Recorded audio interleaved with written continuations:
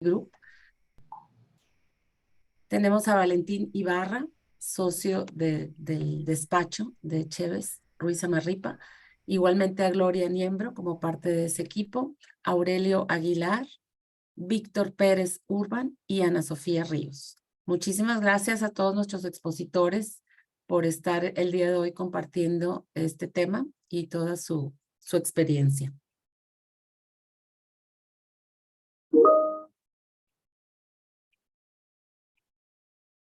Me voy a permitir leer un poco de las semblanzas. Iniciamos esta mañana con la charla que nos va a compartir Gustavo García. Él es ingeniero en sistemas computacionales de la Universidad de Monterrey.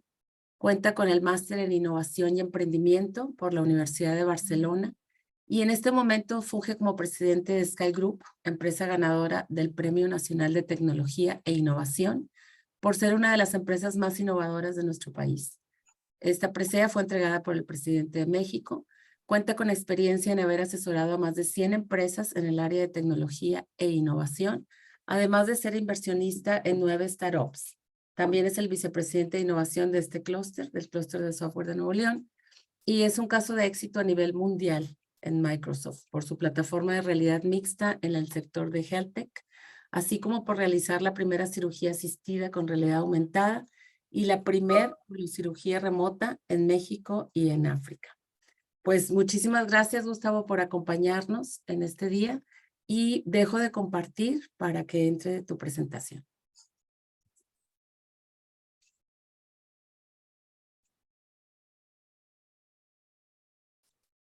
Muchísimas gracias. Es todo tuyo el micrófono, Gus. Listo, pues muchísimas gracias a todos, ahora sí, por estar aquí con nosotros.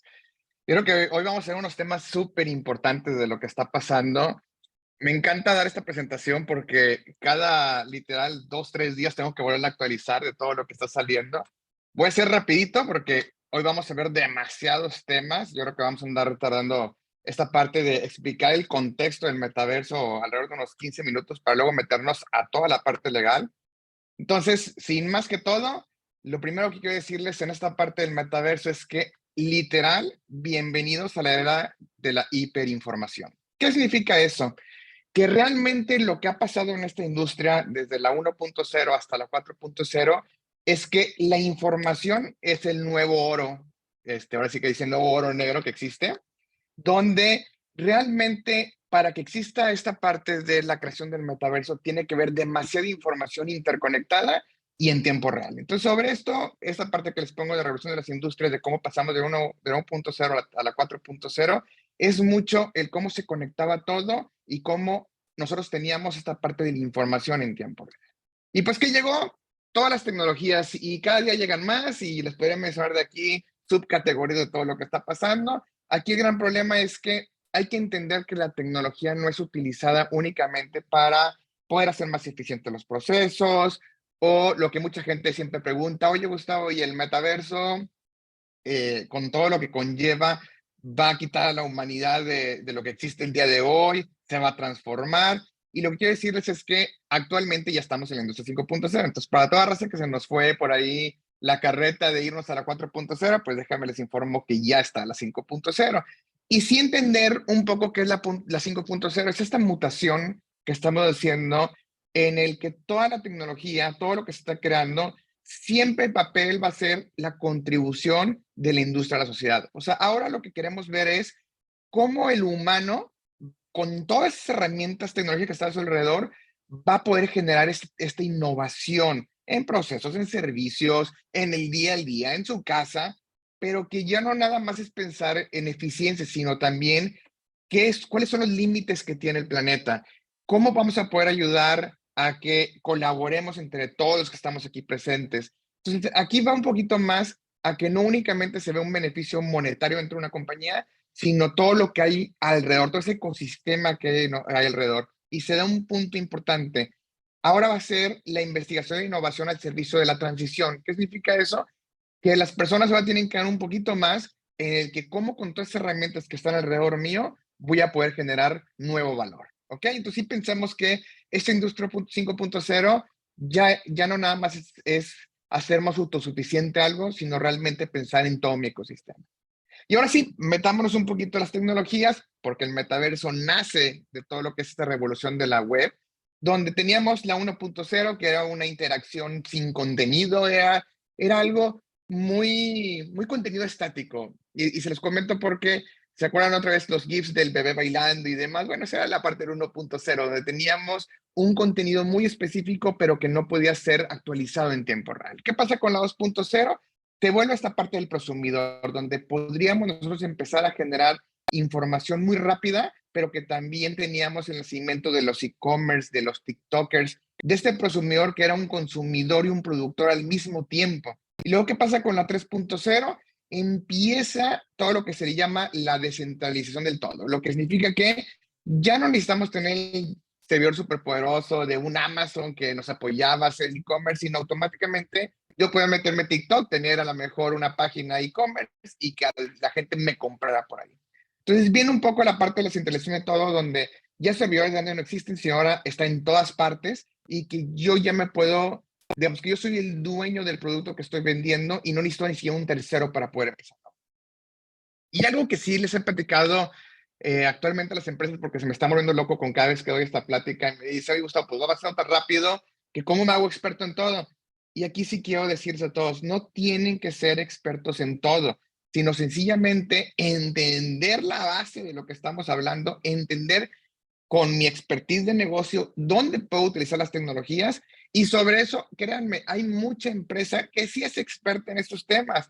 Llámenles. Ahorita la parte de la globalización por la parte de la pandemia, lo que nos pasó del home office, literal ya le puedes llamar a cualquier parte del mundo y poder platicar con él y con esos expertos en tecnología que te apoyen a tú como experto en tu negocio que se puedan dar las cosas.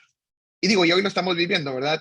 Tenemos expertos legales donde yo no necesito tener mi compañía 10, 15 expertos legales para poder saber ese tema de metaverso, sino se pueden contratar firmas en lo que nos apoyan para ciertos criterios que yo necesito y que mi expertise no me lo quita. Entonces, para entrar ahora sí en el tema rapidito del Digital Trends de lo que está viendo el día de hoy, el metaverso no puede existir sin la inteligencia artificial y hoy en día está empezando a haber un boom enorme de inteligencia artificial y quiero hablarles nada más de un tema en específico y cómo esto va a impulsar a todo lo que es el metaverso. Entonces, ¿qué sucede con el metaverso? Y entender que no son unas gafas de realidad aumentada, de realidad virtual, no es un videojuego, entiéndanlo. El metaverso, realmente este mundo virtual que tiene tres componentes, abierto, compartido y persistente, es cómo genero mi gemelo digital para que viva conmigo virtualmente. Por eso cuando digo que es un mundo virtual es porque va a vivir paralelo a mí, pero no significa que me voy a meter en una plataforma donde yo voy a tener un lente de realidad aumentada y ya es un metaverso. No, el metaverso lleva mucho más cosas que esto. Realmente es cómo yo puedo interactuar con un yo digital que vive abierto, compartido y persistente en toda esta cadenita. Explicación rápida de estos tres temas porque lo vamos a ver en todas partes. Abierto significa que literal yo puedo estar en una plataforma y me puedo ir a otra plataforma y esa plataforma vas a conocer todo lo que existe dentro de él. Tú vas a poder crear componentes dentro de él. Ya no nada más es me metí a la página de Amazon y me dejó customizar algo, sino realmente yo puedo generar dentro de Amazon mi propio Amazon. Entonces esa parte abierta es la que vamos a vivir mucho. La parte compartida es igual. Si yo estoy en Amazon y me quiero ir a Mercado Libre, yo voy a poder irme con mi mismo perfil, con mis mismos objetos. Yo voy a poder compartir la información entre una plataforma y otra plataforma. Y persistente significa que aunque yo esté o no esté, el mundo corre. Entonces, si ven un videojuego, tú estás jugando muy para el videojuego, te sales y se queda bloqueado. Bueno, en este lado no, en este lado es persistente. Si yo me salgo, el mundo continúa, el mundo sigue dando qué hacer, se venden cosas, evolucionan, hay mucha parte que se llama el stacking, donde tienes un NFT y literal lo dejas ahora sí estaqueado para que ganes más puntos, para que puedas generar hasta una nueva economía. Entonces, esa parte de persistencia sí hay que tenerla muy bien en la mente. Para que esto sea un metaverso, tiene que ser abierto, compartido y persistente. Y lo más importante es que el metaverso confiere los privilegios completos de la propiedad de los usuarios. ¿Qué significa? Tenemos wallets, tenemos una carterita en donde todo lo que generemos en el metaverso va a estar dentro de esta carterita. Otra vez, ya con esa descentralización del todo, ya no es que se quede en un servidor, sino tú puedes ser dueño de todas sus cosas. Y bueno, La gente que me dice, Gustavo, es de moda todo lo que es el metaverso, les quiero decir que no, es una industria de más de $3 billones que se está gestando todos los días y cada día se genera mucho más dinero aquí. Es algo que no es una moda, sino bien. Y aquí dos temas bien importantes, mundos virtuales y lo que es el famoso industria del metaverso. ¿Qué es mundos virtuales? Sí es una parte importante del metaverso donde tú te puedes meter e interactuar con otras personas, igual con esos tres componentes, y que se puede llegar a tener una parte monetaria, donde yo puedo hablar desde las partes criptos hasta una parte que me encanta porque, y quité ahorita el ejemplo por cuestión de rapidez que quiero dar la presentación, pero como le está haciendo Starbucks, que te genera toda una tecnología, te genera todo un concepto en base a la tecnología web 3.0, pero tú ni te das cuenta que lo estás utilizando. También no tratemos de darles, si ustedes son empresas que van a empezar a meter en metaverso y tienen clientes, no traten ustedes de meterle sí o sí la tecnología, los términos de tecnología a sus clientes.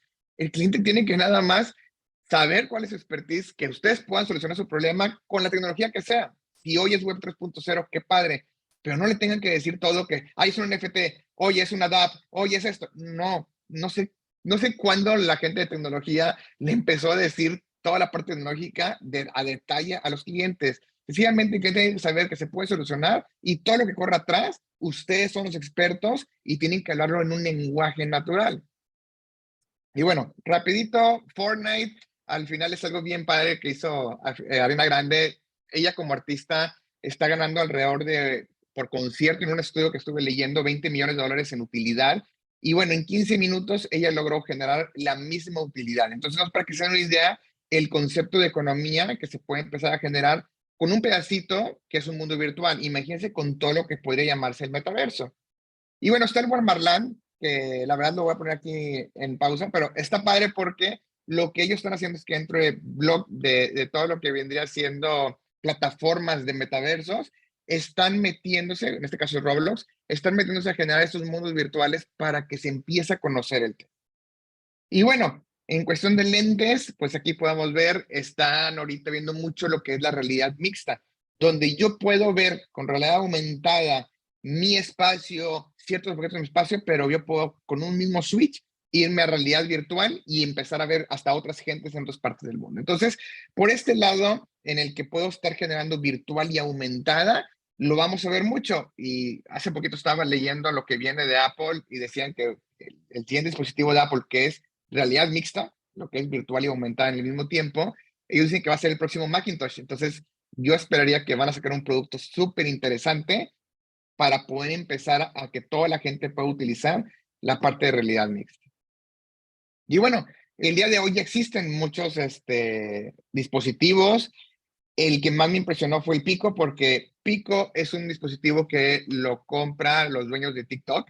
Y bueno, por ahí es el segundo dispositivo que más se utiliza ya a nivel mundial en la parte de realidad virtual.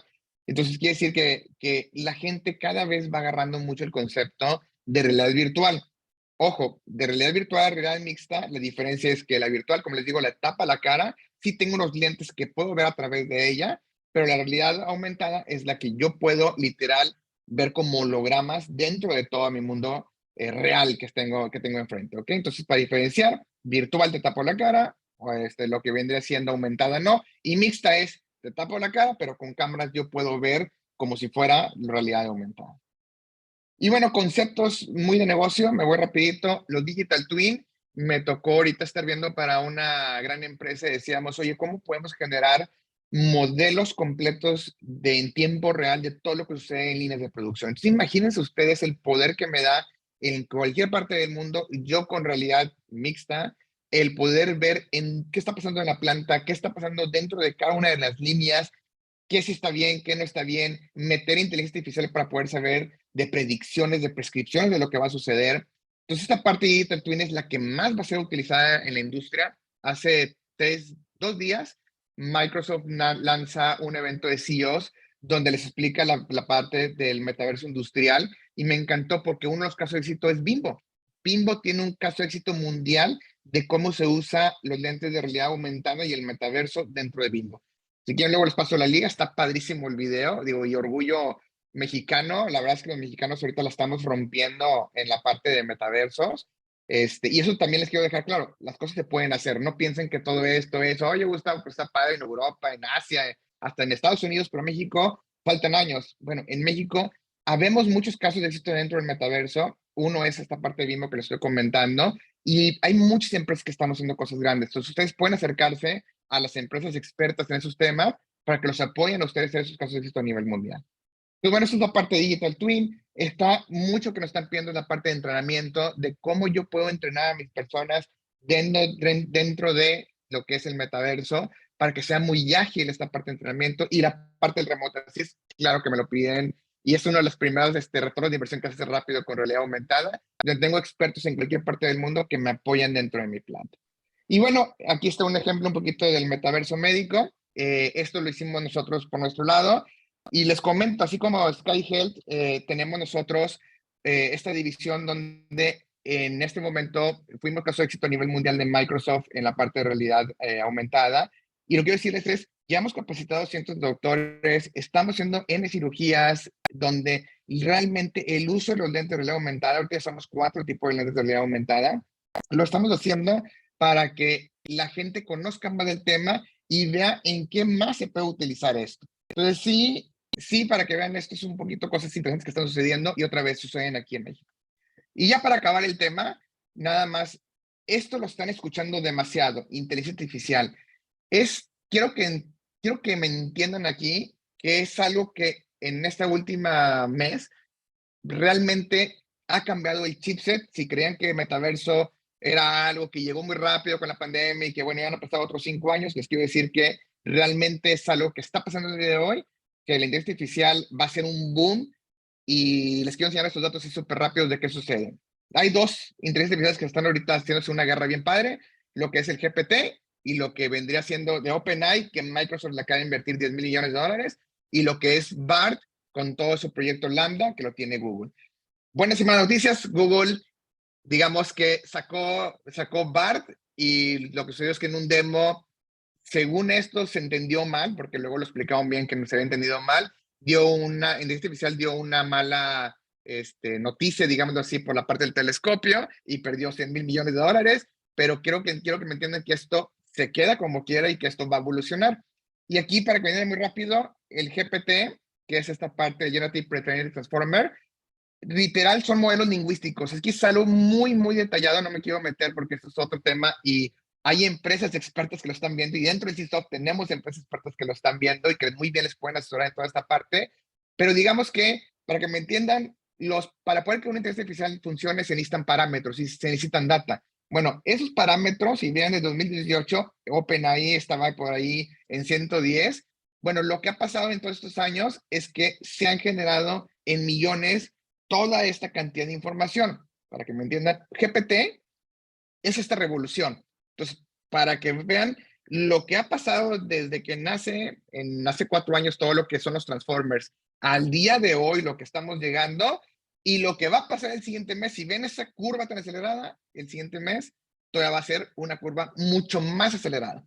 Entonces, por favor, es algo que tienen que empezar a ver. Digo, tengo muchos ejemplos, ahorita los más sencillitos es lo que está haciendo Bing, donde tú vas a poder platicar directamente con el chat GPT de ellos, y vas a poder empezar a tener una solución muy rápida de tus problemas. Pero también vienen cosas de oficina. En este caso tenemos el Teams, donde literalmente tú vas a poder estar platicando, y todo lo que platicas le vas a poder decir al final digamos, y hasta podemos haber hecho el ejemplo con esto, tú puedes decir al final, oye, y transcríbeme todo lo que se habló, oye, y dime cuáles son los 5 puntos más importantes, oye, de todo esto, detónalos en tareas. Entonces, me quise ir muy rápido porque son muchos temas y teníamos 15 minutos para hablar de esto, pero créanme que pongan la atención a lo que viene el metaverso, lo que es el chat GPT. Realmente esta revolución va a ir mucho más rápido de la que vamos a poder alcanzar. Júntense con empresas expertas. En México tenemos muchas, dentro del Consejo de Software tenemos demasiadas. Por favor, y aquí está mi contacto como VP de Innovación, conozco muchas empresas que dentro del Consejo de Software que podemos apoyarlos a hacer cosas muy grandes. Y luego decir, están aquí en México. Y bueno, muchas gracias. Por aquí dejo de compartir mi presentación. Y bueno, preguntas creo que hasta el final, pero bueno, aquí andamos para cualquier cosa.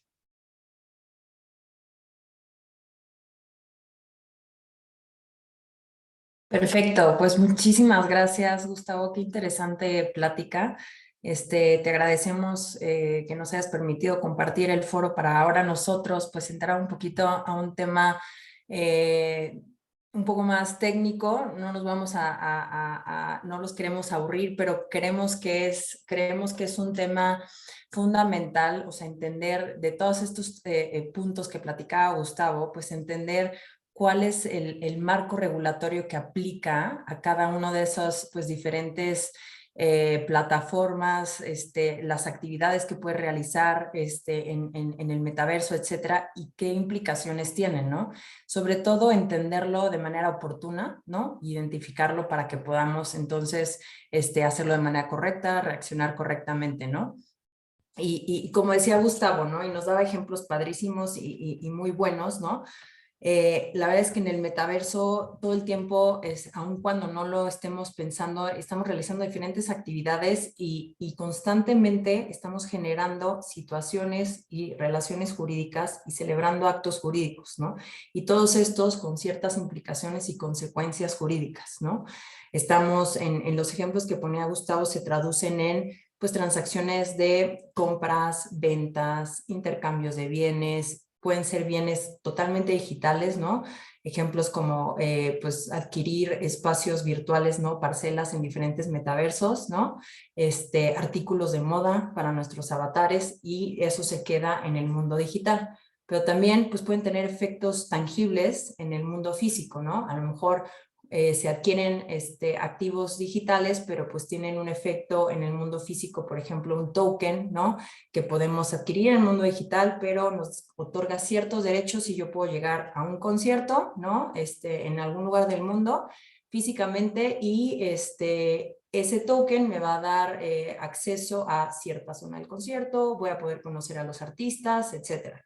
O incluso puedes adquirir bienes, pero que están en el mundo físico y te los entregan en el mundo físico, ¿no? Tú puedes llegar y comprar ropa, ¿no? Que está en una tienda en el mundo físico y te lo entregan en tu domicilio. Entonces, hay una combinación importante, ¿no? De diferentes alternativas, ¿no? Y todas, en realidad, pues son actos jurídicos, ¿no? ¿Y qué pasa cuando celebras uno, ¿no? Y hay de todo tipo, ¿no? O sea, platicaba ahorita Gustavo de a lo mejor temas de entretenimiento como el concierto de Ariana Grande, temas de educación, pues hay galerías en el metaverso, hay también puedes tomar clases de yoga, etcétera. O sea, hay una infinidad de actividades y de temas que se pueden llevar a cabo en el mundo digital y en el metaverso. Pero pues esto tiene pues diversas implicaciones y retos, ¿no? No hay una regulación específica para este tipo de actividades en estos espacios virtuales, ¿no? Pero que no exista una regulación específica no quiere decir que no está regulado, ¿no? Más bien que aplica la legislación que tenemos vigente al día de hoy y pues los retos que se implica, porque pues como decía Gustavo, ¿no? La verdad es que la tecnología va avanzando a una velocidad impresionante, ¿no? Y a lo mejor de algunos años para acá, a lo que estamos viendo el día de hoy no tiene nada que ver, ¿no? Y nos encantaría que la legislación pues avanzara a la misma rapidez, pero pues eso no sucede, ¿no? Entonces nos tenemos que adaptar a lo que tenemos al día de hoy, ¿no? Y pues eso nos presenta diferentes retos. Y además, pues tenemos combinación de partes en diferentes lugares del mundo, ¿no? A lo mejor la operación refiere de un activo, de un bien que está todavía en otro espacio o lugar geográfico, ¿no? Entonces, pues eso nos surgen conflictos como, oye, pues qué ley va a aplicar en caso de que se tenga que interpretar pues este acuerdo que hicimos nosotros, ¿no? Oye, y si hay un conflicto, pues ¿en dónde lo vamos a resolver, no? ¿Qué cortes o tribunales van a resolver de ese asunto? Entonces, pues hay una complejidad importante. Y uno de los retos, iniciales, ¿no? Ya cuando estamos celebrando un acto jurídico es, pues, ¿quién lo está celebrando, no? ¿Cómo se está otorgando el consentimiento? Y pues digo, en el mundo físico pues es muy claro, ¿no? Tenemos identificaciones que nos emiten autoridades, ¿no? Con nuestra foto, llegamos, la presentamos, tenemos nuestro contrato, hacemos nuestro garabato de firma, autógrafa, ¿no? Y ya con eso pues otorgué mi consentimiento y celebré mi acto jurídico. En el mundo digital es distinto, ¿no? Nos identificamos con otras herramientas, nos tenemos que autentificar y para que podamos demostrar quién está detrás y quién está otorgando ese consentimiento. Y puedes tener pues usuarios con ciertas contraseñas para identificarte y autenticar que realmente pues Ana Sofía Ríos está celebrando ese acto jurídico, ¿no? Y puedes agregar pues elementos adicionales para dar mayor seguridad de que efectivamente soy yo quien está celebrando ese acto jurídico y otorgando ese consentimiento, ¿no? Y es importante, digo, mencionar que esto lleva regulado en México, ¿no? Digo, a nivel internacional, desde de los 90, ¿no? Tenemos legislación en la materia que se ha adoptado de manera local en diferentes países, y en México llevamos más de 20 años reconociendo en nuestra legislación civil y de comercio pues el otorgamiento de consentimiento a través de medios electrónicos, que se pueda expresar el consentimiento con una firma electrónica. Entonces, también tener la certeza y tener la tranquilidad de que ya lo tenemos regulado, ¿no? Que nuestra legislación está contemplado y que se le da la misma validez que una firma autógrafa, ¿no? Y que tenemos diferentes elementos, ¿no? Por ejemplo, en México hay un tema adicional que nos puede dar certeza jurídica o seguridad jurídica adicional, que son constancias de conservación de mensajes de datos, ¿no? Que esto te lo puede dar un tercero autorizado, ¿no? Por una autoridad, por la Secretaría de Economía, etcétera, y eso permite autenticar a las personas y además que tenga un sello de tiempo y que no se pueda modificar el documento después de que se emita esa constancia, ¿no? Entonces, hay muchos elementos que nos pueden permitir tener esa certeza y que las personas y las empresas hoy puedan implementar este tipo de herramientas y tener procesos internos pues mucho más ágiles, disminuir el tiempo en la celebración de contratos, etcétera, ¿no? Pero esto nos lleva a decir, oye, pues es que hay una infinidad de transacciones que se dan en estos espacios, ¿no? Y hay diferentes jugadores, ¿no? Son mercados digitales, hay empresas que realizan actividades de comercio electrónico, tenemos procesadores de pagos, tenemos instituciones de tecnología financiera o fintech, y todos están interactuando en estos espacios y cada uno tiene una regulación específica. Entonces, se tiene que ver a quién tenemos, o sea, quiénes somos y a quién tenemos enfrente para ver cómo estamos regulando pues ese acuerdo o ese acto jurídico, ¿no? Y normalmente como se llevan a cabo en estos espacios digitales, pues se utiliza también tecnología blockchain, ¿no? Y se utilizan los smart contracts, ¿no? Seguramente todos están familiarizados con ese término. Y se inició con tecnología Ethereum para este tipo de contratos, pero ya se ha evolucionado por los costos que esto puede llegar a tener, ¿no? De utilizar Ethereum. Pero lo que se hace es, a ver, en este contrato, en código, ¿no? Se establecen ciertos términos y condiciones y que se deben de ejecutar de manera instantánea. Entonces, si X, entonces Y, ¿no? Y eso está en la cadena de información y se ejecuta de manera instantánea. Ahora, como mencionábamos, pues hay ciertos retos a utilizar esta tecnología, ¿no? Ahorita platicamos, oye, pues puede haber un conflicto de qué ley se va a aplicar. Cuando hay una controversia, pues quién lo va a resolver, ¿no? Y eso normalmente, pues no se puede, o todavía no hemos visto la manera de que quede claro en la cadena de información cómo va a funcionar. Entonces, la sugerencia al día de hoy es tener ciertos términos o ciertas cláusulas en lenguaje natural, ¿no? Para que no haya lugar a dudas de cuál es el acuerdo entre las partes, sobre todo en temas de pues qué legislación la aplica y qué jurisdicción va a ser la competente para resolver el asunto en caso de una controversia, ¿no? Entonces, esos contratos en lenguaje natural, pues en el mundo digital se llaman contratos ricardianos y hay algunas cláusulas, ¿no? que se sugiere que se tengan en este formato para que no, pues eviten algún tipo de riesgo o contingencia en el futuro, ¿no? Y pues esto también con todas estas transacciones, actos, contratos, ¿no? Pues nos lleva a que pues, el metaverso pues tiene una economía digital propia, ¿no? Y todas estas transacciones, ¿no? Si quieres la siguiente lámina. Bueno, estos son ejemplos de plataformas para el uso y creación de smart contracts, ¿no?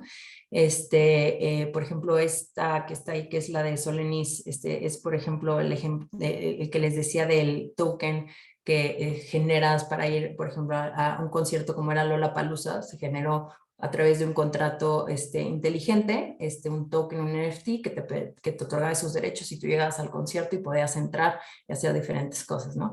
Pero bueno, a lo que iba ahora es de todas estas transacciones, ¿no? Nos lleva a que pues ya también en el metaverso pues tenemos una economía digital propia, ¿no? Y esta funciona con pues activos virtuales, uso de criptomonedas, ¿no? Y digo, ya para darle, concluir esta sección y darle la palabra a Valentín, va a depender también del tipo de metaverso en el que estemos realizando actos, ¿no? Pues qué tipo de tokens se utilizan y las implicaciones que pudiera llegar a tener cada uno de ellos, ¿no?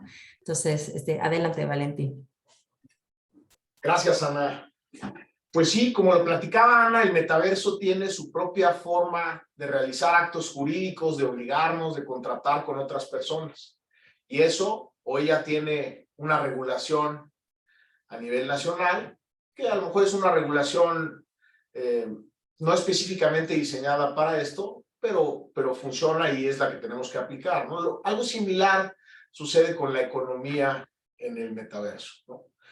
No tenemos una regulación específica que regule de manera clara y precisa los criptoactivos, salvo un tema en el sector financiero que ahorita les voy a platicar, pero en general cualquier persona que no sea una institución de tecnología financiera, que seamos comerciantes tradicionales o digitales, no tenemos una regulación específicamente aplicable. Entonces tenemos que leer lo que todo el mundo lee, el Código Civil, el Código de Comercio, esta regulación mercantil y para los ciudadanos que todos tenemos, ¿no?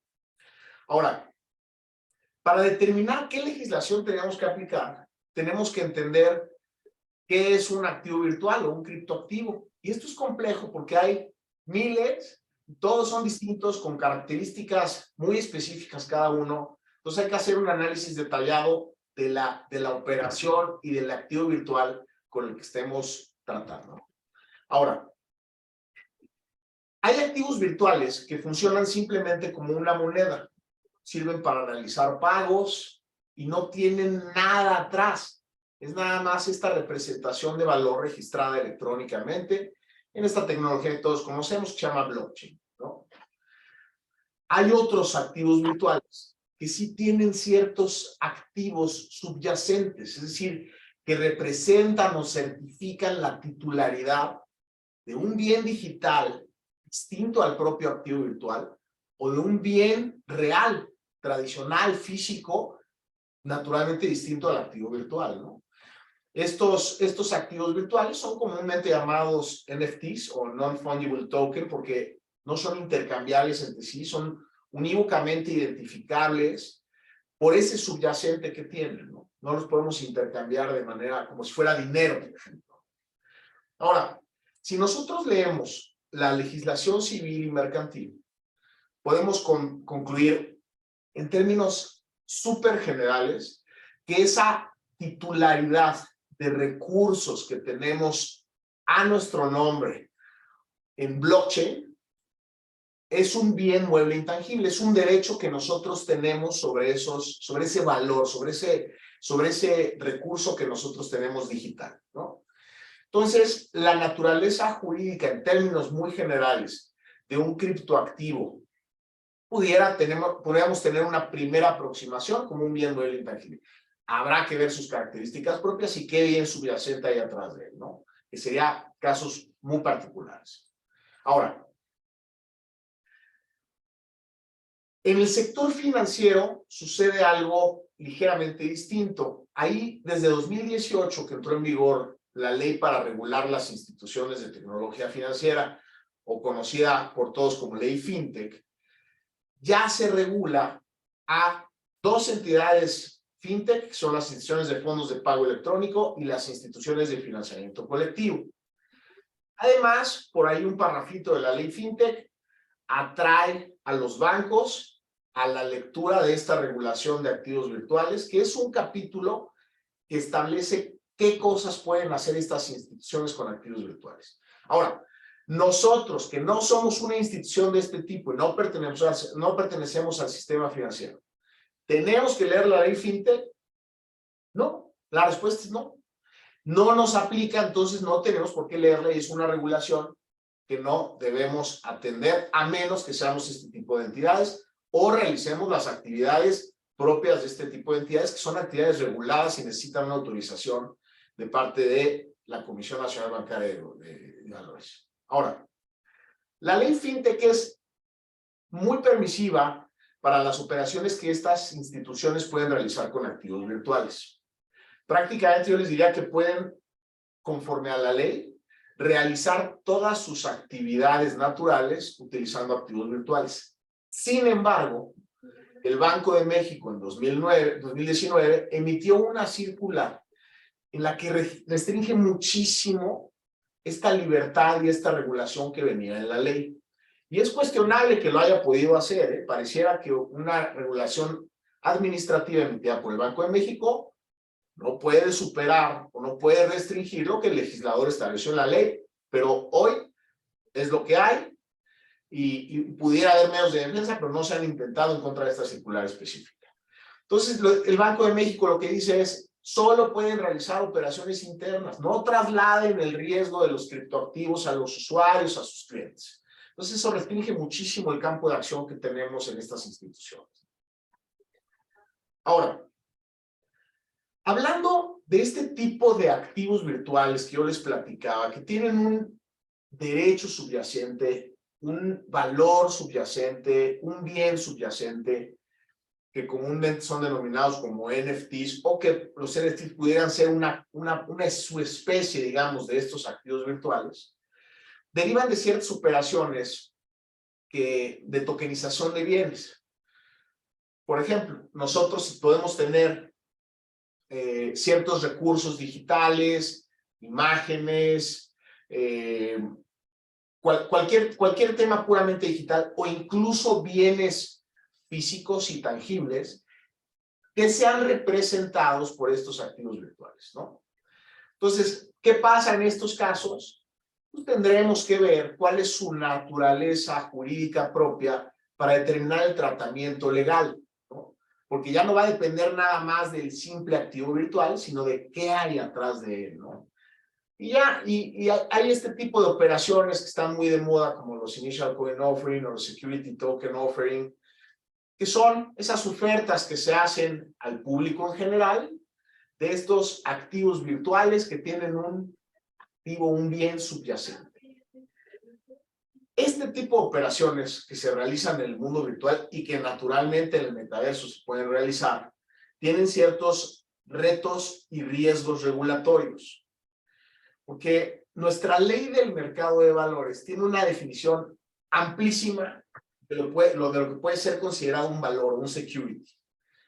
¿Qué son estas cosas? Pues acciones, partes sociales, obligaciones, certificados, cualquier cosa que certifique algo, letras de cambio, etc. Y cuando tú haces una oferta pública de este tipo de conceptos, de estos valores, necesitas una autorización gubernamental. Entonces, si nosotros hacemos este tipo de ofrecimiento de manera general al público sin autorización, pues podemos caer en ciertas infracciones administrativas o incluso en delitos financieros que no queremos enfrentar, ¿no? Les voy a poner un ejemplo. Hay algunos emprendedores que en ciertos destinos turísticos muy importantes y famosos y de moda quieren emitir tokens que representen pues, ciertos derechos o expectativas que tienen los subtitulares, ¿no? Por ejemplo, que puedas realizar, si tú eres titular de ese token, que puedas participar en inversiones prioritarias frente a los demás inversionistas, puedas acudir a eventos especiales como los que nos platicaba Ana Sofía, conciertos, conocer artistas, etcétera, o acceder a servicios, spa, lo que quieras, ¿no? Esos tokens pareciera que te dan ciertos derechos, accesos preferenciales, descuentos, y pudiera no caer en una regulación de valores o de securities como los que le estaba platicando, y pudieran no tener tanta problemática regulatoria. Pero hay otros activos virtuales que muchos emprendedores pretenden tokenizar inmuebles, por ejemplo, o empresas, y decir, si tú adquieres este token, te vas a convertir en mi socio, vas a adquirir una participación accionaria en una empresa, o te vas a convertir en dueño de un inmueble o un restaurante. Eso tiene muchos retos, tiene retos notariales que hoy nuestra legislación no permite superar de manera sencilla, tiene retos de caer en la regulación de la ley del mercado de valores al hacer este tipo de oferta pública, etcétera, ¿no? Entonces, son cosas que se pueden manejar a nivel jurídico con cierta tecnología legal muy especializada para evitar riesgos, ¿no?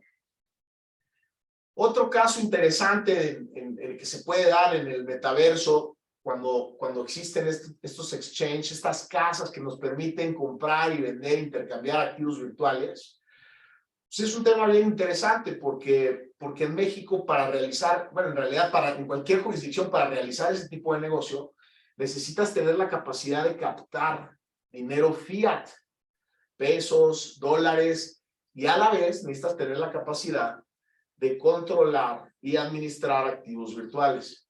Esto en México, por la circular del Banco de México, pues está súper restringido. Una entidad que tenga autorización para captar recursos del público porque es una actividad regulada, no puede manejar activos virtuales con sus clientes.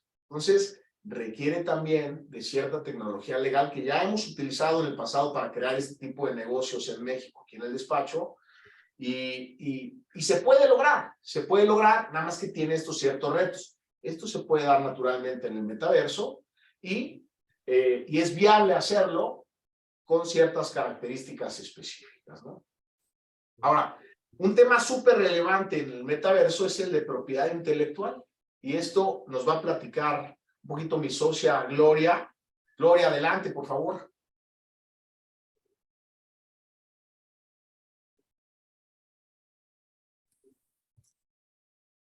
Muchas gracias, Valentín. Denme un segundo.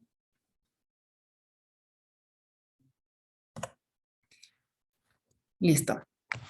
Bueno, pues, buenos días a todas, a todos. Aquí la intención en este capítulo de propiedad intelectual es hacer visibles estas contingencias, estos retos en materia de propiedad intelectual, al mismo tiempo que enfatizar que la protección de la propiedad intelectual existe y debe de existir en el metaverso. No deberían de haber diferencias en cuanto a la aplicación de la ley y demás normatividad en el mundo físico al mundo virtual.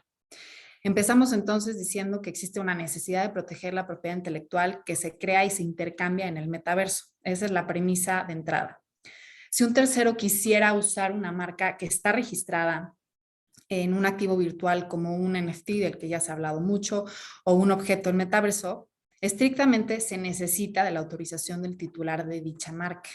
En caso de que no contemos con esa autorización, los titulares podrían ejercer derechos tal como sucede en el mundo real, ¿no? Estas son las premisas teóricas en las cuales nos debemos de basar al entender el metaverso y la propiedad intelectual. ¿Cuáles son algunos de estos retos o de los elementos que se componen en el metaverso cuando hablamos de uso de propiedad intelectual? Cuando hablamos del metaverso, entendemos que no existe una limitación geográfica de uso dentro del mismo, ¿no? Quien tiene acceso al metaverso en determinada plataforma en la Ciudad de México, sucede lo mismo con otras ciudades del país y otras ciudades dentro del continente americano y otros. Al mismo tiempo que eso sucede, el derecho exclusivo de una marca es territorial. El sistema actual de propiedad intelectual se restringe a los registros por territorio. Si yo tengo una marca en México, la misma me ampara para tener exclusividad en el país, no fuera de México. Por eso es muy importante tener registros marcarios a lo largo de todos estos territorios en donde hay interés en tener presencia y ya incluso en estar activos y comercializando determinados productos y servicios. Así que en el caso del metaverso surge esta dinámica distinta y existen parámetros, elementos para poder digamos, fincar este tipo de limitación en el caso concreto, pero no es tan evidente en el mundo virtual como sí lo es en el mundo físico, y es un tema que tenemos que tener siempre en el radar. La fácil reproducción de obras y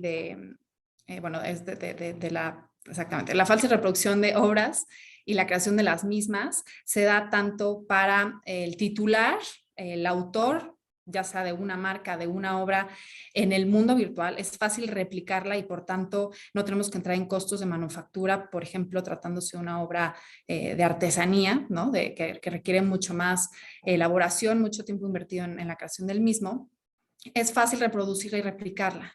Esto es bueno, benévolo, por una parte para quienes son los titulares de estados intangibles, pero también facilita la imitación y copia de estos productos dentro del mundo virtual. Así que hay que tener cuidado con ese aspecto. Lo mismo con la suplantación del producto físico en el metaverso y viceversa. ¿Qué sucede cuando un producto se está utilizando en el metaverso con determinada marca y esto no está reflejado en el mundo físico? O sea, no existe la comercialización de ese producto ni la marca en el mundo físico. ¿Qué pasa si un tercero se adelanta y registra la misma marca en el mundo físico para comercializar un bien similar? ¿No? ¿Y qué pasa al revés? Si lo tenemos en el mundo físico, pero no en el virtual. ¿Cómo podemos hacer esos cruces para poder proteger los intangibles en ambos ámbitos? ¿A qué nos enfrentamos entonces? Un poco relacionado con lo anterior. Debemos de explorar nuevos esquemas de licencia en donde el territorio y el registro quede bien fincado, quede bien apalabrado entre las partes y no existan confusiones respecto de cómo debe de usarse una licencia en el plano virtual versus al plano físico.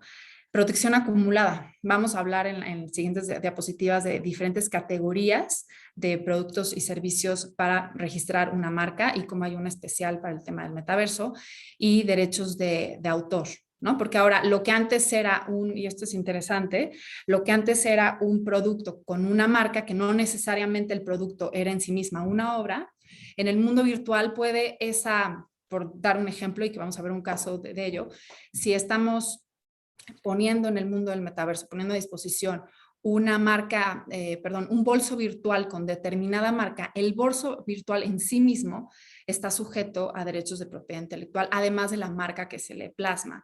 Entonces, esto es muy interesante, que no sucede en el mundo físico y sí existe en el virtual. Siguiente asunto es comprobación de un uso digital de la marca, ¿no?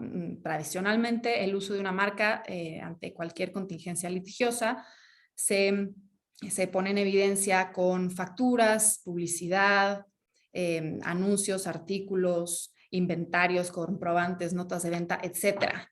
En el esquema digital es un tanto distinto, ¿no? Entonces, si bien nos ha ayudado los criterios que existen respecto de cómo acreditar el uso en Internet, en redes sociales, pues ahora vamos a dar un paso más a poner el oído muy parado para ver qué es lo que van a resolver las autoridades en cómo se puede comprobar el uso digital de la marca. Finalmente, el sistema de Notice and Takedown en plataforma, servidor, existe un mecanismo de defensa para quienes son titulares de derechos de propiedad intelectual, en donde si se cuenta con determinada protección, determinados registros, se le puede dar aviso vía la autoridad o de forma directa a los proveedores de servicios de Internet o a las plataformas digitales, a las plataformas de redes sociales, para que puedan bajar contenido o bloquear ciertas páginas. En el caso del metaverso, ¿cómo va a suceder? ¿Cómo se va a implementar? Esto está en boga y en mucha discusión en diferentes jurisdicciones del mundo y va a ser interesante ver qué se empieza a resolver en México, ¿no? Porque como tal, imagínense que bajáramos de sandbox, pues no, ¿no? El metaverso necesita distinguirse dentro de todo lo que existe en la plataforma. Ya en la siguiente lámina, aquí es un claro ejemplo acerca de cómo se ha modernizado la clasificación de productos y servicios de NISA, es la clasificación internacional de bienes y servicios en cuestión de protección marcaria. Ya se incluye activos digitales en esta clasificación. Aquí tenemos un ejemplo de Jack Daniels, en donde se está describiendo en la clase 9 archivos digitales que se descargan y se autentifican a través de tokens no fungibles, que son los famosos NFTs, ¿no? Entonces, mucho se ha discutido acerca de esta clasificación, si estamos hablando de una aplicación tradicional, una aplicación que tenemos en el celular que siempre se ha protegido en la clase 9, si entonces en esa misma clase 9 vamos a poder proteger un refresco en el metaverso.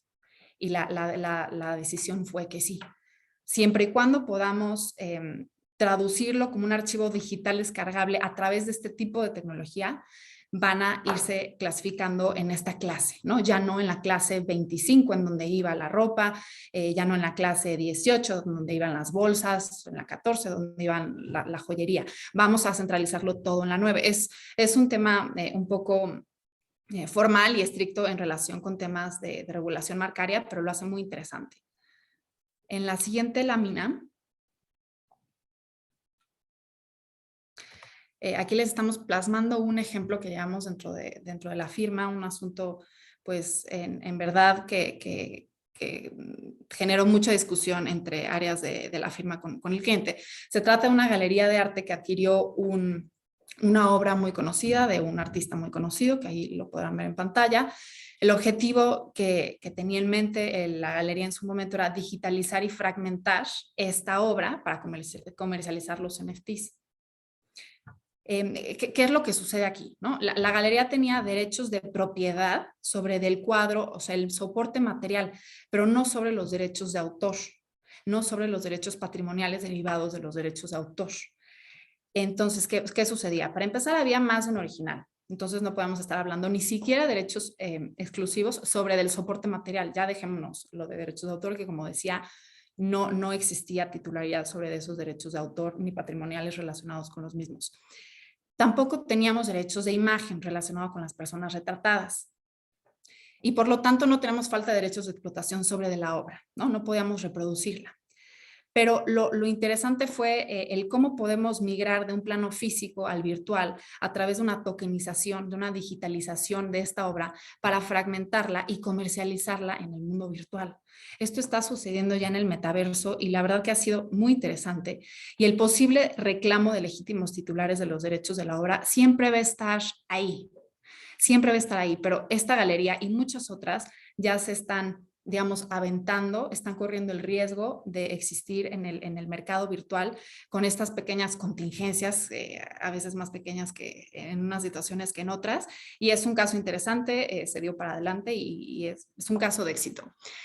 Este asunto muy sonado a nivel internacional es el de los Meta-Birkins.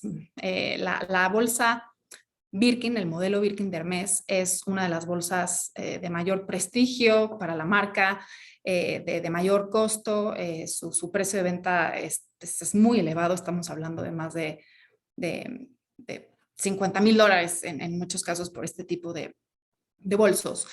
¿Y qué sucede? Un artista bajo el paraguas de la libertad de expresión lo que hizo fue ponerle Meta Birkin a una réplica, una imitación, escudado bajo la defensa de la parodia, de este tipo de bolso.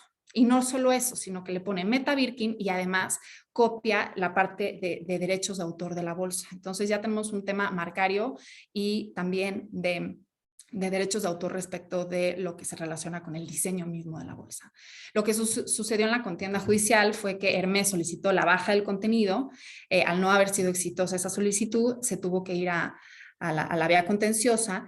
Y muy recientemente, la semana pasada o hace unos 10 días aproximadamente, se resolvió que los titulares de los intangibles, que en este caso es la casa de moda Hermès, tenían razón respecto de sus argumentos encaminados a decir que tenían la propiedad intelectual respecto de las bolsas, en cuanto a la marca, en cuanto a la obra. Esto fue un caso de éxito para el gremio de la propiedad intelectual, para la defensa de los derechos de propiedad intelectual y un ejemplo para quienes están incursionando en el mundo virtual, en el metaverso, de que hay que tener cuidado con los derechos de terceros, de que hay que asesorarse, tanto para explotar de manera exclusiva y de manera legal los activos propios como los de terceros, ¿no? Aquí ni siquiera la defensa de First Amendment de Estados Unidos le sirvió para salir exitosos dentro de este caso. El siguiente, bueno, ya eso fue por lo que hacía propiedad intelectual. En cuanto a la privacidad, es, bueno, un tema interesantísimo, hay mucho que decir, muy polémico también. Podemos entender que hay una barrera o puente entre usuario real y su avatar, ¿no? En el metaverso. Los datos personales que los usuarios proporcionan se dan de manera voluntaria. Existe realmente autodeterminación informativa, ¿no? Para entrar a una plataforma, a un metaverso, nos requieren de cierta información y por lo general estamos consintiendo ese tratamiento de datos. Pero ¿qué pasa con determinadas finalidades de las que uno no se entera cuando ya está navegando e incursionando y realizando transacciones, como Ana Sofía y Valentina apuntaban en un momento, ¿no? Por eso se pone un poco en duda, bajo ciertas tendencias, esta autodeterminación informativa. El uso de blockchain para captar y materializar virtualmente datos personales es importante mencionarlo, ¿no? Esta tecnología que nos ayuda a rastrear y a capturar de manera eficaz los datos personales, también hacen importante el que pongamos especial atención en ver qué uso se le va a dar y saber que a través de blockchain siempre va a haber una trazabilidad en estricto sentido acerca de ese tratamiento que se le ha venido dando a los datos personales. Información falsa para crear avatar, robo, suplantación de identidad. Así como hay muchos beneficios en el metaverso para podernos expresar en cuestión de desarrollo de personalidad, el ser libres en cuanto a cómo ser en ese mundo, también se puede dar a que hayan robos o suplantaciones de identidad y que tú no estés dando una información correcta respecto de quién eres tú en el mundo físico, ¿no? Y se vale en muchos de los casos que tú estés generando un avatar que no se parezca a tu personalidad y a tu modo de vivir en el mundo físico. El tema aquí es, en cuanto a datos personales, puede haber una dicotomía entre quién está detrás del avatar, ¿no? ¿Quién está dando esos datos personales? Por eso es importante que haya siempre en cuestión de identidad, y lo platicaban al principio con consentimiento, entre quien está generando un perfil y quien está interactuando en el mundo virtual. Finalmente, uso de inteligencia artificial para identificar y obtener más información de usuarios. Bueno, ya hablaba Gustavo respecto del boom de la inteligencia artificial. Bueno, no es novedad, ¿no? Es de décadas incluso atrás, pero en los últimos años se ha visto un avance muy significativo por la cantidad de data que existe. Entonces, existe invasión a la privacidad, ¿no? Al estar hablando de este tratamiento masivo de datos, es un cuestionamiento muy válido. En la siguiente lámina vamos a poder ver la protección de datos personales, ¿no? Cuestiones muy básicas como estos conceptos. ¿Quién es el usuario en el metaverso? Es quien decide qué datos va a divulgar, será quien está creando un perfil y quien va a estar interactuando en el mundo. ¿Quién es el servidor? Es quien procesa los datos para brindar un servicio.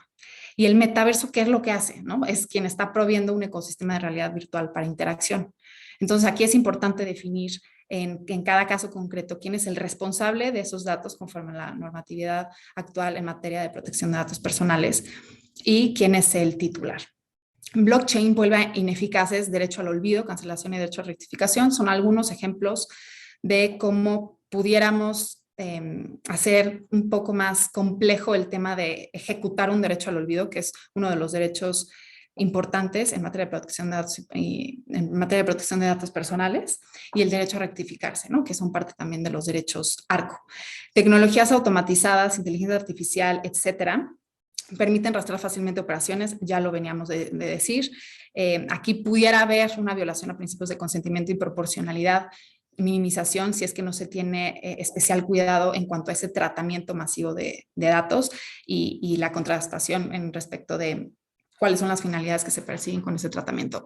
Y finalmente, la libertad de decisión sobre identidad, ya lo platicamos, es sencillo o más sencillo que en el mundo físico generar una creación de identidad falsa, según muchos, y esta dificultad de observar un principio de calidad. Son riesgos, no es la regla general, sino son aquellas lagunas que se puedan utilizar para quienes quieren no tratar adecuadamente con dichos datos.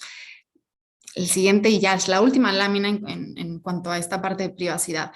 ¿Qué dice la política de privacidad en plataformas digitales? Por ejemplo, de Sandbox. ¿Cuáles son los datos personales que solicitan? Son los que ven en el recuadro morado. Son nombre, domicilio, correo electrónico. Son datos de identificación tradicionales.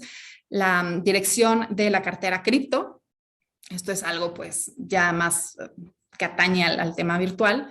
Vinculación de redes sociales. Hay un cruce de información importante.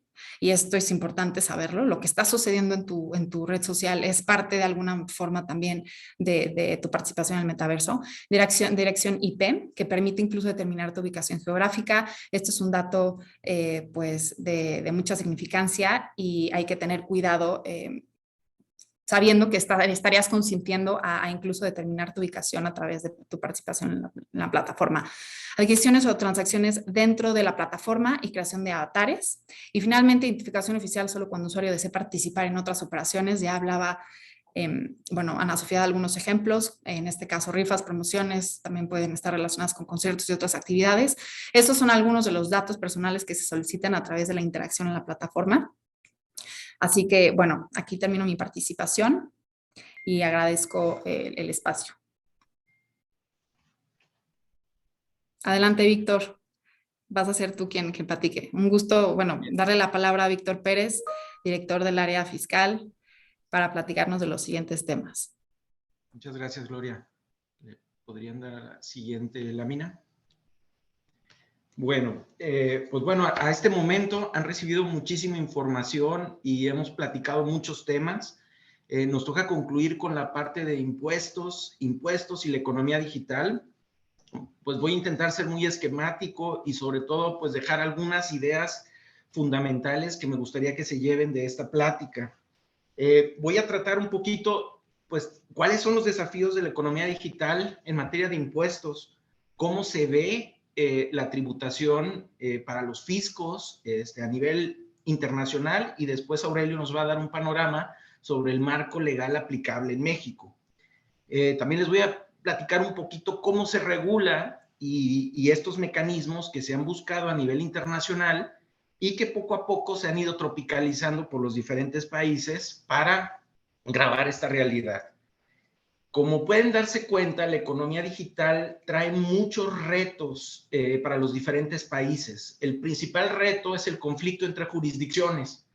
¿Quién tiene derecho a llevarse la tajada de los impuestos sobre todas las transacciones que se llevan a cabo dentro de este mundo digital, ¿no?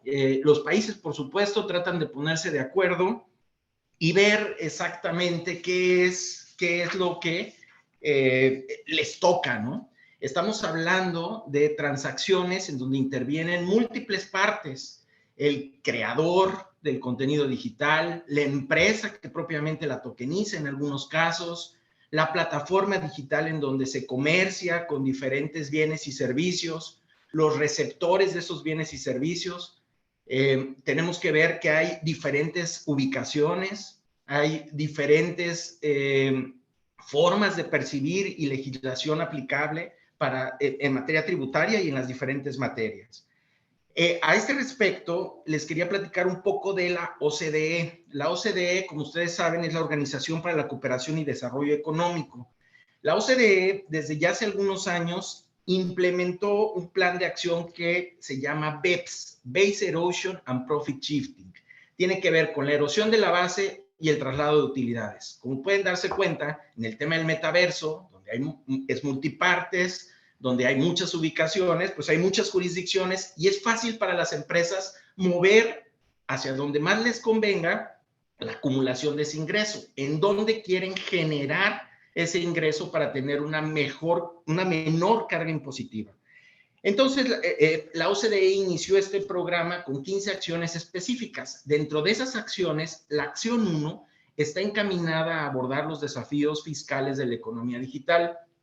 Quise transcribirles este párrafo en específico para poner en contexto esto que les estoy comentando. La acción 1 señala: dado que la economía digital se está convirtiendo cada día más en la economía propiamente dicha, resultaría una tarea ardua, si no imposible, tener que delimitar y separar el radio de acción de la economía digital del resto de la economía para efectos fiscales. Esto es, como decía Gustavo, el metaverso no es una moda. Todas estas tecnologías que interactúan, los diferentes value drivers que están involucrados en el metaverso, pues no son una moda, son la economía misma. Las empresas no ven al metaverso o no se está viendo al metaverso como una alternativa más de hacer negocios, sino como los negocios mismos, la evolución de las transacciones, la forma de generar los ingresos, que por supuesto para los países es lo interesante que tienen que ver para cómo los graban. En octubre del 2015, la OCDE se puso de acuerdo más o menos en 14 de las 15 acciones que les comento. Y con respecto a la primera acción, no hubo un consenso entre los países, por lo que decidieron desarrollar 2 pilares.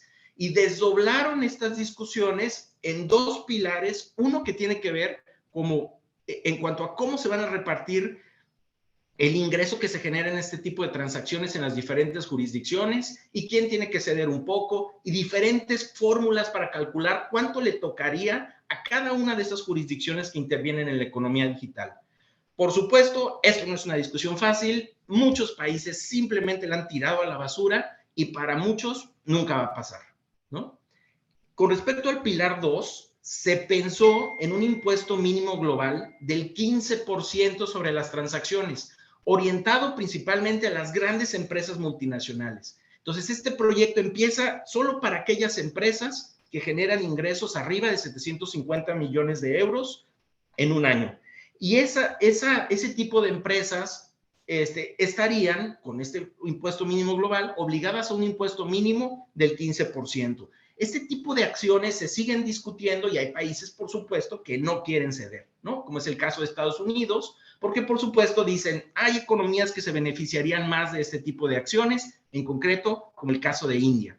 Como ustedes saben, en temas digitales, India juega un papel predominante. Muchísimos creadores de contenidos, back offices completos, se han mudado a India y, por supuesto, pues tendrían una participación bastante efectiva en estos ingresos y podrían recibirse una gran tajada del pastel. Entonces, como ven, todo este tipo de discusiones no son fáciles, conllevan muchos años y la interacción de diferentes países. De aquí lo que quisiera destacar, me dirían, oye, ¿y entonces la OCDE qué está haciendo? ¿Cómo ha resuelto esto? ¿Cómo lleva a cabo esta posibilidad de que los países graben los ingresos que se perciben a nivel internacional? Y creo que esto lo puedo resumir con una palabra sencilla que se pueden llevar, y es transparencia. La OCDE, a través del tiempo, ha establecido diferentes formas de establecer reportes. Hay reportes para todo lo que se puedan imaginar. Por ejemplo, en el caso de criptoactivos, hay un reporte específico que se llama CARF, Crypto Active Reporting Frame. Este marco de reporte está orientado para todos los intermediarios en estas transacciones de criptoactivos, porque como vamos a ver, pues es difícil realmente identificar quién es realmente el que generó el ingreso en este ambiente tan complicado, por lo que a quién es al que observan las autoridades, al intermediario, ¿no?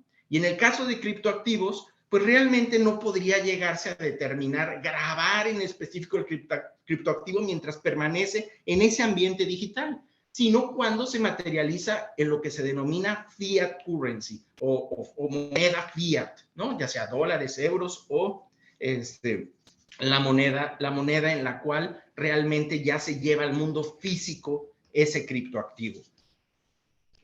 Un aspecto muy importante que tienen que observar en todas las transacciones que realicen es el modelo de negocios. Me podrían decir, bueno, de lo que nos has comentado, no nos has dicho cómo se tributa, cómo puedo llegar a pagar impuestos. Y a este respecto, quiero hacer énfasis que es caso por caso, ¿no? ¿De qué depende que se genere esta obligación de pagar impuestos? ¿De la persona o entidad, del mundo real detrás de la transacción virtual, del tipo de bien o servicio de que se trate, de la residencia? Si se compra y se vende dentro de un mismo país o interviene en varios países.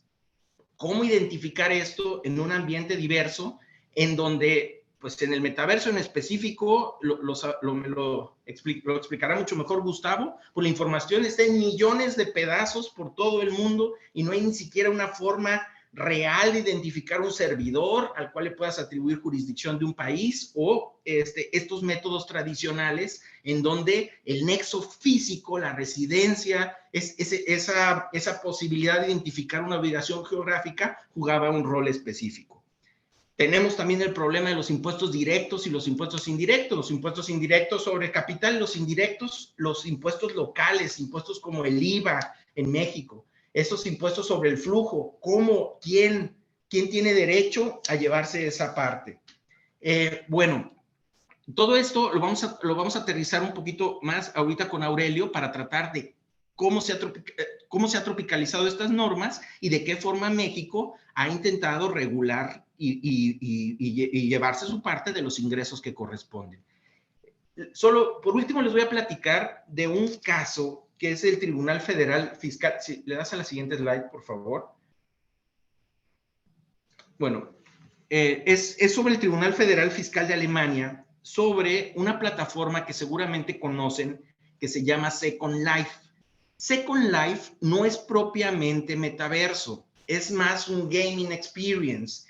Y esa experiencia de juego, fue lo que observó el tribunal alemán para determinar que no existía causación de IVA. En Second Life la gente puede comprar y vender activos virtuales. Y en este caso se trataba de una persona que estaba arrendando una parcela en Second Life. Y a cambio recibió una contraprestación que se llaman Linden Dollars. Propiamente no es una criptomoneda, no tiene esa posibilidad de ser intercambiada, solamente se utiliza dentro de la plataforma de juego y esta compra de activos solo se realiza dentro de la plataforma de juego. Por lo tanto, el tribunal alemán determinó que solamente se trataba de una experiencia adicional para el usuario dentro de este ambiente específico. Me parece que este caso que resolvió sobre un juego, gaming experience, no es ilustrativo para lo que qué sucedería en el tema del metaverso, en donde, volviendo a la definición de Gustavo, donde se trata de un ambiente abierto, compartido y persistente, pueda existir una transacción que se divorcie de la plataforma en donde fue creada y que realmente entre al mundo virtual, que se convierte en el mundo real y que represente realmente la generación de ingreso para las partes, ¿no? Entonces, desde esta perspectiva, la plataforma en donde se realice, pues se considera como una tecnología habilitante. Esa tecnología habilitante permite realizar la transacción y lo que se vería para efectos de tributación es la actividad que realmente se llevó a cabo y que cae dentro de una categoría preexistente de la legislación que corresponda, ¿no? ¿Qué veríamos? De estos value drivers, ¿qué es lo que estaríamos viendo? Si existe una licencia, si se trata de software as a service, si realmente se llevó una compra-venta, si hay un arrendamiento. Y a lo que voy con esto es que, y con esta idea concluyo, es que lo que tienen que observar es el modelo de negocios. Y para eso es muy importante acercarse a asesores en etapas tempranas de su desarrollo, porque de esa forma pueden analizar las implicaciones de la actividad específica que quieren llevar a cabo y cómo eso va a interactuar con el conjunto de disposiciones legales que le pueden resultar aplicables. Bueno, cedo la palabra para Aurelio, para hablar un poquito y aterrizar esto del marco tributario a la realidad mexicana. Muchas gracias, Víctor, y buen día a todos. Como ya bien lo comentaba Víctor, pues es un reto determinar qué país o jurisdicción va a resultar la aplicable para fiscalizar a quienes realicen este tipo de operaciones en el metaverso, en este tipo de plataformas digitales. Entonces, aquí en México no hay una legislación específica para este tipo de plataformas de metaverso, etcétera. Si buscamos en la ley, no vamos a encontrar conceptos como criptomonedas, criptoactivos, metaverso, etcétera. Pero pues tenemos que irnos a las reglas generales, ¿no? Eso no quiere decir que no vayamos a estar grabados en México por operaciones que realicemos a través de este tipo de plataformas. Entonces, se vuelve muy importante, pues ahora sí que irnos a las reglas básicas. Como saben, en México, para efectos del impuesto sobre la renta, este impuesto lo que grava es la riqueza, es el incremento patrimonial. ¿Quiénes pagan este impuesto sobre la renta en México? Las personas físicas y morales que son residentes en México, y estos están grabados sobre una base que llamamos mundial, es decir, van a pagar impuestos independientemente del lugar en donde genere el ingreso. Pueden generar ingresos en México, pueden generar ingresos en Japón, en Alemania, Estados Unidos, y ese ingreso, al ser residentes, pues va a estar grabado en este país. ¿Quién más? Los extranjeros con establecimiento permanente en México que tengan cierta presencia, respecto de ese ingreso que sea atribuible a ese establecimiento permanente en México, también que tendrán que pagar el impuesto sobre la renta aquí. y los extranjeros que no tengan un establecimiento permanente en México, pero que tengan ingresos provenientes de fuente de riqueza en México. Entonces, para efectos del impuesto sobre la renta, independientemente si estamos en sistemas digitales, en este tipo de plataformas, en el metaverso, tenemos que ver de entrada quién está participando y si ese actor cae en alguno de estos tres supuestos. En el tema de IVA, como saben, pues es un impuesto al consumo, es diferente, es un impuesto indirecto que es territorial y que grava pues, estos actos o actividades que es enajenación de bienes, prestación de servicios, otorgamiento de uso o goce temporal e importación, bajo la premisa de que esto se lleve en México. Entonces, tendremos que ver también, como ya lo comentaban, pues hacer el análisis de la operación que está pues, detrás del criptoactivo, de la criptomoneda, de la plataforma, etcétera, para poder determinar pues, cuál es la implicación para efectos tanto de renta como de IVA y tener esa certeza de que no estamos incumpliendo con algo desde un punto de vista tributario, ¿no? Si le damos a la siguiente, por favor.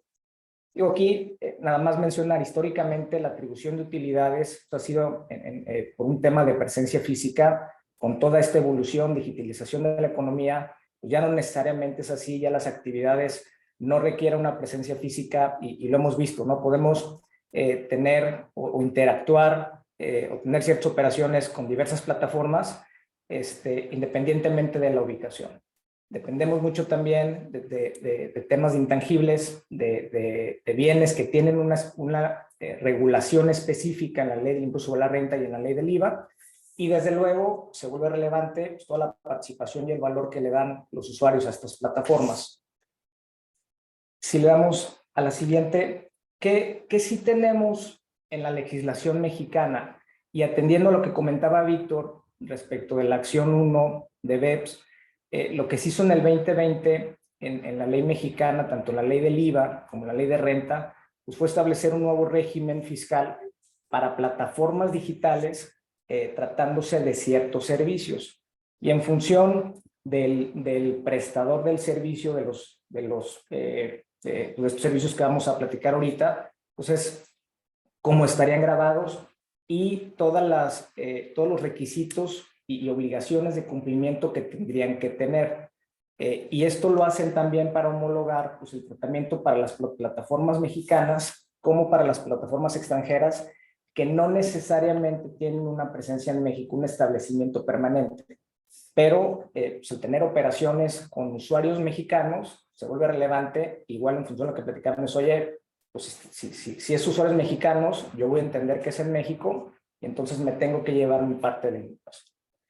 Entonces, conforme a esta legislación, lo que se establece es, oye, respecto de estos servicios digitales que tienen que ver con descarga o acceso a imágenes, películas, texto, videos, etcétera, intermediación de bienes y servicios, en donde pues tenemos un oferente del servicio y un demandante, clubes en línea y páginas de citas o enseñanza a distancia, que sean prestados por residentes en el extranjero que no tengan un establecimiento permanente en México y que fundamentalmente estos servicios estén prestados en plataformas o en páginas automatizadas y desde luego que hay una contraprestación, entonces se va a entender que estas actividades se lleven a cabo en México cuando el usuario se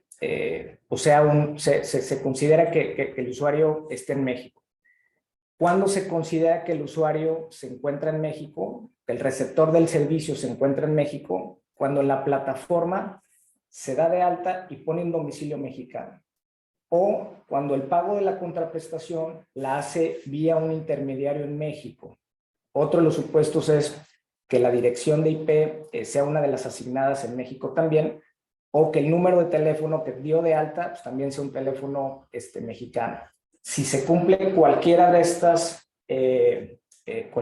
supuestos, se considerará que el receptor del servicio está en México. Entonces, este prestador del servicio, de los 4 servicios que ya planteamos en la lámina anterior, y que va a ser un extranjero sin establecimiento permanente en México, tendrá que cumplir con ciertos requisitos, entre ellos, desde luego, pagar el impuesto al valor agregado, tendrá que darse de alta en el RFC, tendrá que emitir diversos comprobantes fiscales con ciertas características y la ley es muy tajante en el sentido de que si hay algún incumplimiento en esos requisitos, pues va a haber una serie de sanciones, como son multas, y puede llegar incluso al bloqueo de las plataformas. Entonces, tenemos que hacer ese análisis cuando estamos hablando ya de estas actividades en el metaverso, pues de determinar, y el reto va a ser eso, oye, ¿cómo funciona la actividad? ¿Quién está participando? Puede que no haya una tributación, incluso puede que se genere una doble tributación, que haya una tributación en México y haya una tributación en otro país. ¿Qué actividad o transacción? Pues hay que conocerla y hay que analizarla para ver de entrada la naturaleza jurídica y por lo tanto poder establecer cuál es el tratamiento fiscal. Y desde luego tendremos que ver si una vez analizado el caso particular, pues le aplica ya algo del régimen que ya está establecido en la ley de plataformas digitales, o bien se trata de una operación que no necesariamente cae en estos supuestos y tendremos que ir al análisis minucioso de las disposiciones legales fiscales para ver de qué operación se trata, ¿no? En el tema de criptoactivos, como mencionaba, pues no hay una legislación específica, necesitamos conocer qué hay detrás de ese criptoactivo. Ahorita lo comentaba Valentín en su plática, le decía, oye, pues unos a lo mejor están representados por cierto valor, como si fuera especie de dinero, otros, como los NFTs, la realidad es que traen o pueden tener un activo subyacente. Tendremos que ver cuál es ese activo subyacente para determinar cuál es la implicación fiscal en función de si se trata de algún tipo de bien, de acciones, de inmuebles, ¿no? Y bueno, la premisa que se comentaba, la criptomoneda, por ejemplo, pues por su definición legal, pues es un bien mueble intangible. Entonces, tendremos que irnos a las disposiciones aplicables a bienes muebles intangibles para determinar su implicación fiscal. En términos generales, en este caso es cuánto me costó y en la transacción que esté realizando, pues ver si gané o perdí en función pues, del costo fiscal que tuve al momento de la adquisición. Y en materia de IVA, pues es lo mismo. Sería también en función de dónde se lleve a cabo la operación, si sería una actividad grabada o no. Y puede haber diversas distorsiones, incluso, por ejemplo, momentos cuando se da intercambio de estos criptoactivos, en donde pues para efectos fiscales, cuando hay una transmisión de propiedad de un bien, se considera una enajenación, y al ver ese intercambio de este tipo de activos, pues es una permuta y hay una doble enajenación. Entonces, eso se vuelve muy relevante para poder determinar las implicaciones. Y desde luego, pues todo lo que tiene que ver en materia de comprobantes fiscales, que como saben ahorita es bastante detallado cómo se tienen que realizar, ¿no? Y para aterrizar un poco el tema que platicábamos de la legislación de plataformas, hay un caso de MetaQuest, que Meta pues es la empresa de Facebook que maneja todo este tipo de plataforma y que en conjunto con Quest tienen como si fuera una aplicación en la cual se pueden adquirir diversas aplicaciones para el uso, para distintos usos. Entonces, aquí, pues, analizando el caso específico, lo que veíamos es, oye, pues, se trata de una intermediación de bienes o servicios, en donde están los oferentes de esos bienes o servicios y desde luego están los usuarios. Entonces, en este caso, se trata de una operación que sí está regulada y que cae dentro de las disposiciones que platicaba ahorita de plataformas digitales. Entonces, en función de la residencia del intermediario, si el intermediario es mexicano o el extranjero, pues en temas de IVA siempre se va a generar, porque ahorita, como comentaba, pues ya hay una homologación para ese tratamiento en temas de IVA, siempre y cuando se dé que el usuario pues, tenga una residencia en México en función de los criterios que ya platicábamos ahorita, y entonces determinar cómo nos aplica este régimen, ¿no? Si tenemos o no una retención en materia de renta, si tenemos que ir a retener el IVA y de enterarlo, y desde luego también considerar el tratamiento en bienes intangibles, que cuando son extranjeros no tenemos un IVA, ¿no? Lo que comentaba ahorita, la forma de pago se vuelve muy relevante en función del activo que se esté manejando, si es un activo fiat, es dinero, si es un criptoactivo que tiene un subyacente distinto, por este tema de una posible doble enajenación en materia de este impuesto. Entonces, digo, la idea es nada más que se queden con esa idea de tiene que hacer exámenes caso por caso, como bien lo decía Víctor, para poder determinar las implicaciones fiscales.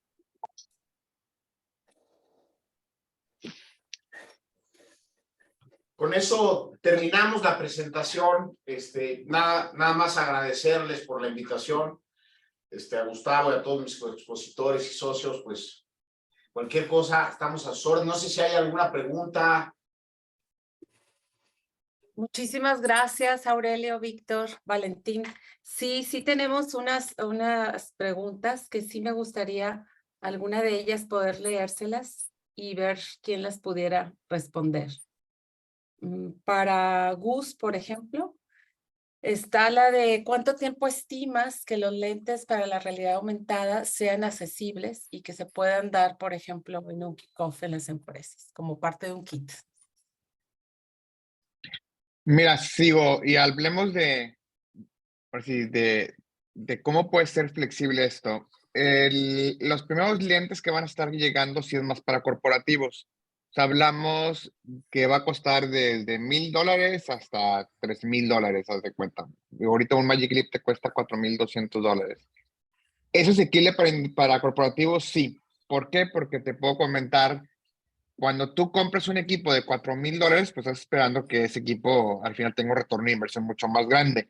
En corporativos es más fácil el poder decir que un equipo de esa cantidad de dinero te pueda retribuir, digamos, a que sencillamente si te pongo el caso de un gemelo digital y que estamos haciendo algo de llamadas, sencillamente con 3 expertos que no te traigas ya se pagó solo el lente y el software. Entonces sí, todavía falta para el público en general, o sea, si tú te ves en la parte de la virtual, pues el MetaQuest está en $300, creo que ya subió a $400, y el Pro está en $1,000. Entonces, sí va a empezar a bajar los precios. Yo te diría que en 5 años, después de lo que saque Apple este año, te puedo decir ya con más certidumbre de cuánto tiempo más, pero en 5 años va a ser asequible a $300 para abajo. Ahora, si tú me dices, oye, Gustavo, es que asequible es $300, pues es como te puedo decir el iPhone. Digo, el iPhone te cuesta $1,500, digamos. Entonces, si nos vamos por ese lado, sí, ya los lentes se pueden comprar. O sea, unos lentes de $1,500 ya existen. Tú te vas a los A3 de Lenovo, que estamos trabajando con ellos, y te cuesta $1,000. Nada más que necesitas tener un Android para que funcione, un Galaxy o un Android, digamos, que tenga un poquito más de poder.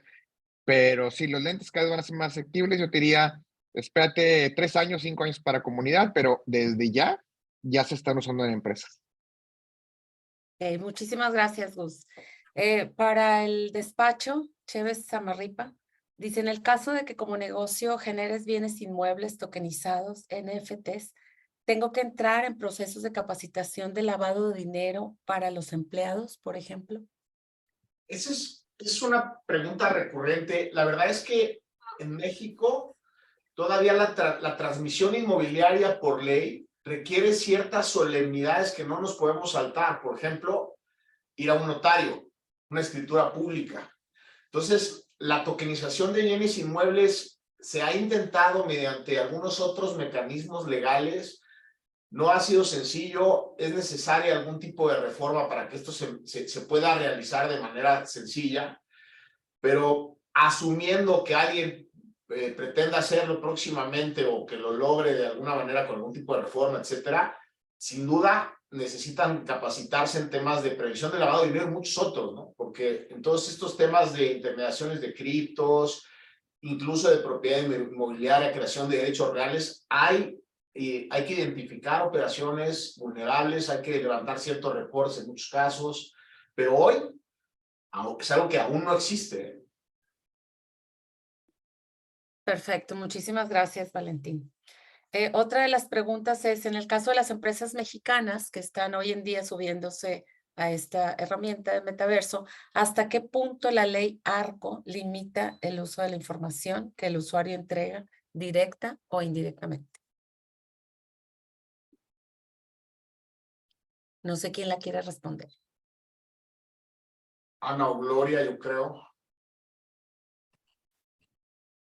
Sí, bueno, Sí, adelante. si no escuché, perdón, si la podrían repetir. Sí, claro. No ubicas nada aquí. Habla de que en el caso de las empresas mexicanas que se están subiendo al metaverso, ¿hasta qué punto la ley ARCO limita el uso de la información que el usuario entrega, directa o indirectamente?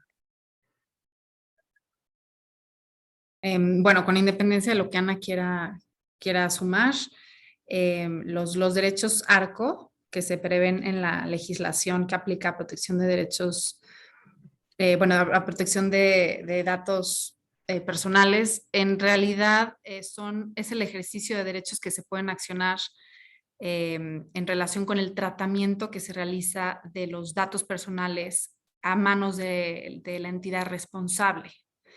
Entonces, si hay limitantes, todo depende de a qué se está consintiendo, cuáles son los usos a los que el titular de esos datos personales está consintiendo al momento de navegar y de estar incursionando en el metaverso.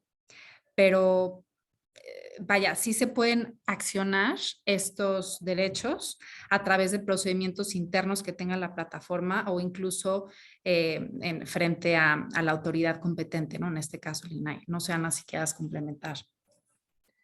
Y digo un poco relacionado con lo que platicábamos al inicio, que dependiendo pues qué legislación te está aplicando, ¿no? Y cómo lo estableces en el aviso de privacidad en la plataforma, y si es la legislación mexicana, pues es lo que menciona Gloria, ¿no? O sea, será conforme a la Ley Federal de Protección de Datos Personales en posesión de particulares. Pero eso no te exime que, digo, si fuese en otra, o sea, bajo otra legislación o jurisdicción, pues hay regulación en materia de protección de datos a nivel internacional, ¿no? Hay tratados internacionales que ha suscrito México y también pues regulación específica a diferentes, que aplica a diferentes países, ¿no? Estados Unidos tiene cierta regulación, en Europa está el Reglamento General de Protección de Datos, ¿no? Y cada una de estas pues tiene sus diferentes mecanismos, ¿no? Para accionar estos derechos, ¿no? Que son el símil de los derechos ARCO que tenemos en nuestra ley en México, ¿no? Entonces, sí está regulado y sí hay ciertos mecanismos para que los particulares, ¿no? Los titulares de datos puedan ejercerlos y protegerse, ¿no? Frente al mal uso al tratamiento de sus datos. Perfecto, muchísimas gracias, Gloria y Ana. Y por último, nos preguntan si existen acuerdos con la ONU al respecto de todas estas temáticas comentadas. Fíjate que a nivel internacional ha habido foros en los que obviamente se habla de todas estas nuevas tecnologías y se intenta fomentar su regulación flexible, porque también no es algo que no es deseable, es tener una regulación rígida en los países que impide el desarrollo de este tipo de sectores. Entonces se ha hablado mucho de esto en foros. Hoy no existe un tratado o una regulación a nivel internacional que establezca las reglas que debe seguir el metaverso a nivel internacional. Eso no existe. Yo creo que vamos para allá en algún momento, pero siento que todavía faltan varios años. Perfecto, pues muchísimas gracias a todos los que nos ayudaron hoy a entender un poquito más de este tema. Gracias a Sky Group, gracias al despacho Chévez Samarripa, gracias a todos también por acompañarnos y pues esperemos que esta sea el inicio de varias charlas en las que podamos ir aprendiendo un poco más acerca del tema. Muchísimas gracias, bonito día. Gracias. Muchas gracias a ustedes. Gracias. Buen día. Buen día a todos. Dios. Muchas gracias a todos.